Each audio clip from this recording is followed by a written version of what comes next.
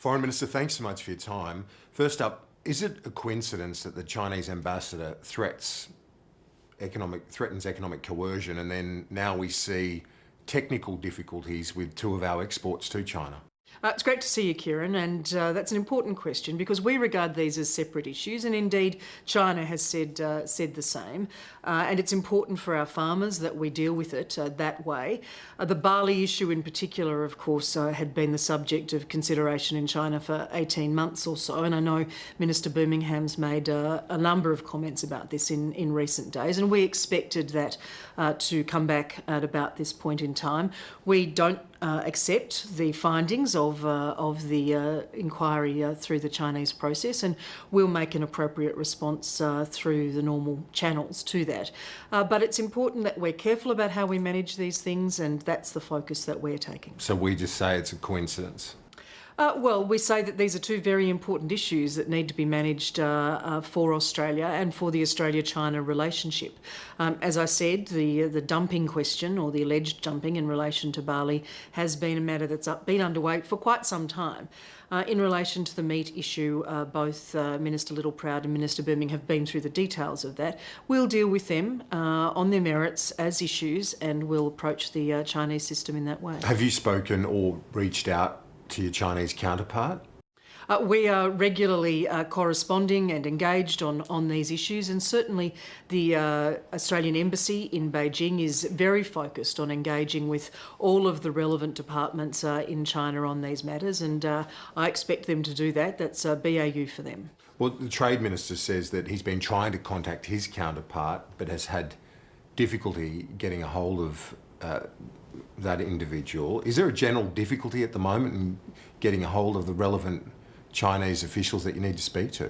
Well, I think there's a huge amount of work being done internationally, certainly by my counterparts, and obviously speaking with many of them at the moment in response to COVID-19. That is a huge focus for many countries. But there are processes of putting in place calls in the diplomatic system, and they're underway. The dairy industry is worried that they're next, like a lot of other Australian industries right now, hopeful that this is just a blip and it can be resolved soon. Is that possible? The dairy industries... In terms of this trade row, that it might spread to other industries? Well, we hope that we will be able to pursue a bilateral relationship that continues to be of benefit to both Australia and China, and that is absolutely how we see this. It's underpinned by a comprehensive strategic partnership, and it's a relationship which we work very hard at. Of course, we have our differences from time to time, and we deal with those as they arise, and in the context of the issues that we have in front of us now, that is exactly what we are doing. But, you know, the dairy industry, the meat council expressing concerns that they don't want trade to be collateral damage. Some observers are saying that if you're worried about that China relationship, that it's just the billionaires like Twiggy Forrest and so on that are making their concerns known. But do you recognise that the livelihoods of many Australian farmers rest upon that trade relationship? Well, it is a very important relationship, but it's important to both countries, and I think it's important that we don't forget that. It is a valuable relationship for Australia, it's a valuable relationship for China, and from time to time we do have to deal with differences, and Australia will always approach those in our national interests. I think that's what Australians expect from us. That is what we are focused on, founded in our values and in our liberal democratic approach to government, and most importantly, as I said, in our national interests. So is your aim, obviously, when Australia won't relent on this call for an investigation in the face of coercion, no one would argue that, but is your aim now to dial down the rhetoric a little, remain firm in that call for an investigation, but cool things down a bit? Well, I think that both the Prime Minister and I and other ministers have been very considered and very focused in the approach that we've taken to what is an unremarkable proposition, that in the face of a pandemic, which has seen over 250,000 people die and which continues to disrupt the economies and the lives of countless people across the world, that there should be an appropriate independent investigation. We don't think that's a remarkable proposition, and we think that is a reasonable statement for Australia to have made. What is important is that we are able to work together as an international community towards an outcome on that investigation. We know, for example, at the moment that there is considerable focus being placed on an EU resolution, a multiple clause resolution, which is being advanced to the World Health Assembly next week. That's an important part of this process, and we're very encouraged by the positive feedback that we've had from many international counterparts, both the Prime Minister and I, in recent weeks in relation to the need for an independent review. One thing I would say, though, is that we're very clear that there are many countries which are still dealing with the most critical aspects of this review, and so the time of this pandemic, so the timing of that review will, of course, be at an appropriate point. One of the criticisms that's been levelled at the government is that maybe you should have got that support before making the call for the investigation. So you're backing, and the Prime Minister's made it clear at the World Health Assembly, as you just said there, that European Union motion, would it have been better to rally that support before making the call so we could avoid this sort of retribution that we're copping now? Well, I don't think it's a remarkable proposition, as I said, to suggest that in the context of a pandemic which has had the impact this has had, not just on Australia, but on all of our partners around the world, on our partners in this region, in the Pacific, in Southeast Asia, to suggest that as an international community, we would want to review what has happened and the causes, and most importantly, how to avoid it again in the future. So I don't think that that is a remarkable proposition. I think that it is a role that Australia has historically played as a responsible and constructive member of the international community.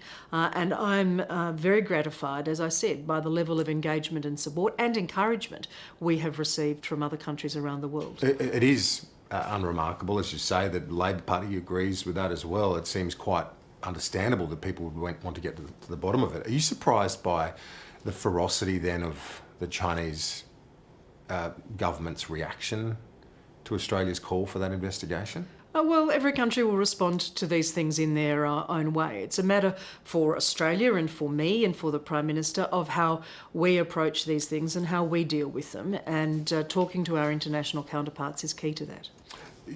Some of your colleagues in the coalition are being very strong in their criticism of China right now. Conchetta Fierravanti-Wells in the Parliament last night gave a speech slamming China. George Christensen wants to call the Chinese ambassador before a parliamentary inquiry.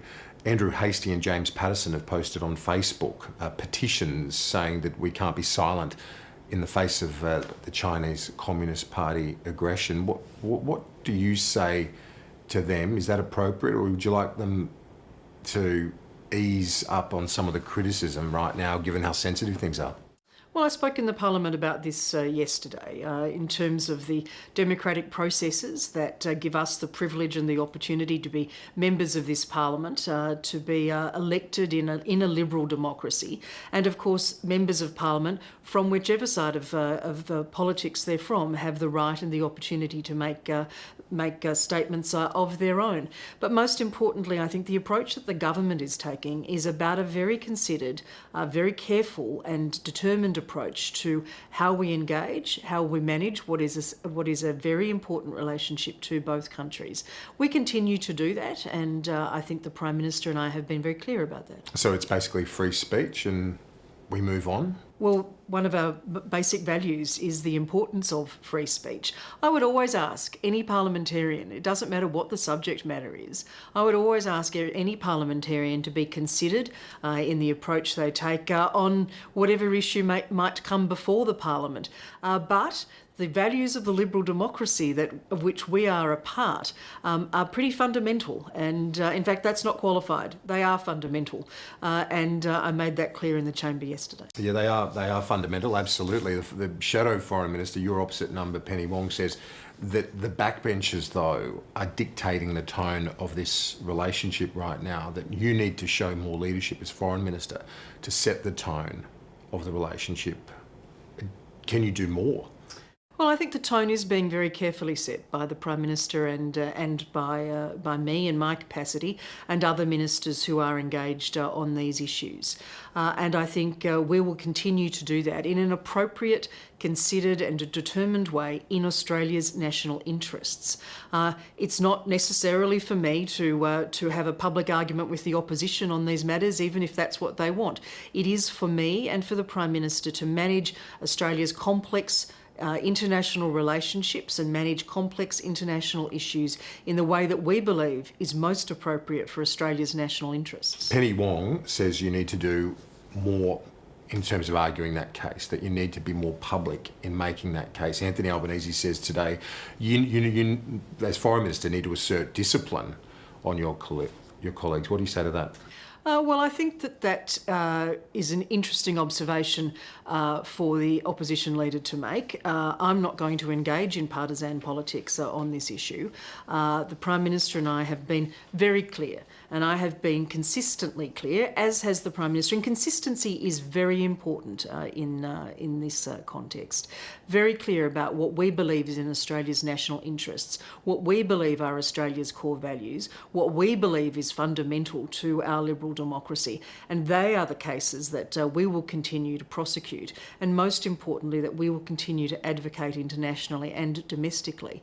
The work that we are doing with international counterparts across a very broad range of engagement, and one thing that COVID-19 has brought to our roles is an ability to connect in a way that I think was not previously the case with very many colleagues and quite readily on some of these key issues. So that's the premise from which we start. They're the connections that we make, and that's the job that we have to do in Australia's national interests. I think many viewers watching today would agree with you on this, that you're being firm but measured. It's the right tone. But I ask you, and this is again this criticism from Penny Wong, should you personally as Foreign Minister be making the case more regularly? I'm saying this now in an interview, and I very much appreciate this interview that you're giving me today, but should you be doing more interviews like this? Well, I think you will see, if you review the record, quite a lot of contributions to print media, to radio, to television, that are made at an appropriate time in an appropriate way.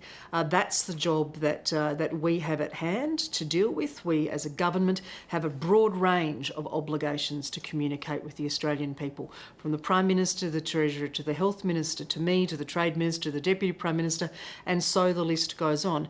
What is most important is that in making comment and in engaging on these issues, that we are considered and consistent and advancing Australia's national interests. And what's your message to those Australians who would harbour, and I know many do, and I'm sure that individuals have raised it with you, they certainly have with me, they harbour anger at the moment, many Australians, towards China over this outbreak. What's your message to them?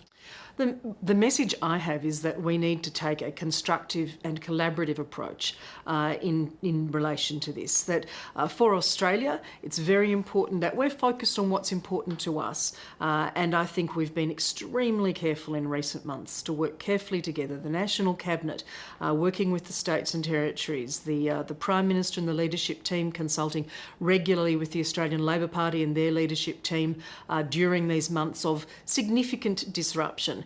And the same goes for our international relationships as well and our international engagement. We need to take a collaborative approach because it's only by coming together after the COVID-19 experience, through the recovery process and into what I would call a transition period that sees us come through a recovery and hopefully, as we have looked at, with a much more positive future. It's only by engaging collaboratively in that we have the chance to determine the settings that we want to pursue, to determine the support that we need to give to those that we're able to support, and the Pacific would be a very good example, and hopefully put us on a trajectory where our economies are able to grow again, where our international communication is able to be much more readily handled than it is now. Well, yeah, just on that last question, because you've got to go, but you didn't really answer it before. Are the Chinese officials taking a call at the moment? Well, we always engage with them. We engage through correspondence, we engage through Beijing, we engage through calls, and I have never had a problem trying to contact my counterpart.